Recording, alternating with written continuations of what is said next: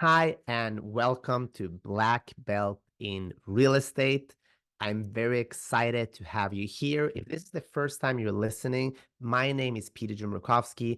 I am a local real estate expert here in Los Angeles, a former karate world medalist, and somebody that truly cares about helping people. And why do I do that? Because I was a small little chubby kid growing up in a small town in Sweden. I managed to become a world medalist in karate with my father's help, who was my coach, and plenty of other coaches and other athletes, and books and some mentors, and being guided by the right people in my life have changed everything for me. And this is my way of giving back. Obviously, I love real estate, and if you do it right, it can completely change your life. Um, Thank you for being here. If you've been here before, I appreciate you. Thank you for enjoying the show. This show is specifically for people interested in real estate, and most of our listeners are homeowners here in LA, or planning to purchase a home, or investors. So let's chat.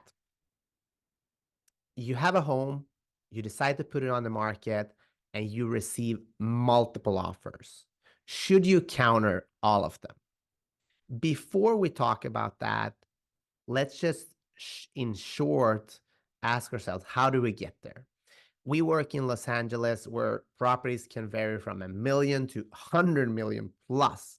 So if you have a specific high end, big property that is like 10, $15 million, maybe you're not looking for, you know, multiple offers. Maybe you're looking for one buyer, but if we can get them, it's always good, because people do cancel escrows, especially now when rates are higher, and there's more concern in the world, so to speak. But for the sake of this conversation, we're going to talk about a property between, I would say, 1.5 to 4 million in an attractive area.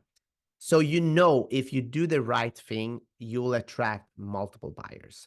And how do you do the right thing?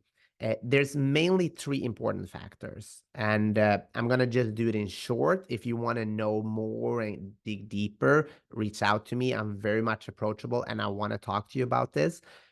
First of all, the agent and the team you choose. Make sure you choose a team and an agent that know what they're doing, that have local knowledge, and that are excited about selling your home.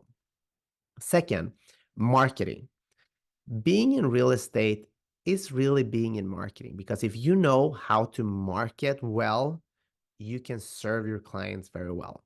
So make sure to always dig into the marketing when you talk to a realtor. And the myth that we all do the same thing is completely it's bananas, because uh, I don't know if you like hamburgers, but if you had many different hamburgers, we can all agree that you've had the best burger that you would, pay maybe $50 for, to just reimagine that amazing burger. And you had the sloppy burger for like $1 that was like hanging and greasy, too greasy. I don't know. You had that. If you enjoy watches, you know that you can buy one at the market or on Amazon for like $1, but you can also go to Switzerland and find some of the best made artisan watches. Not artisan, artisan, is that the word? I think so. Sorry, I am an immigrant, but I do believe my language is pretty good. But made by an artisan, that's what I wanted to say. Made by an expert, a master craftsman. And you can spend, millions on that. When it comes to real estate, it is important that you find the right person for you, because we do not all do the same thing. And then third, which is a very important factor for getting multiple offers, that's the pricing strategy. How do you price your property? And we set the tone. You have, in this scenario, because this is why I want to talk about, should you counter all offers if you get multiple offers? So let's say your property is in a great location, it attracts many people, and it's important when you do an event pricing, which means that you price it lower than the market value. And depending on the data in your local area, which I can show you, that will tell if you're going to do 10% on the market value, 7, 6, 4. There is a formula for this to make sure you drive the price up as high as possible and also close safely and quickly.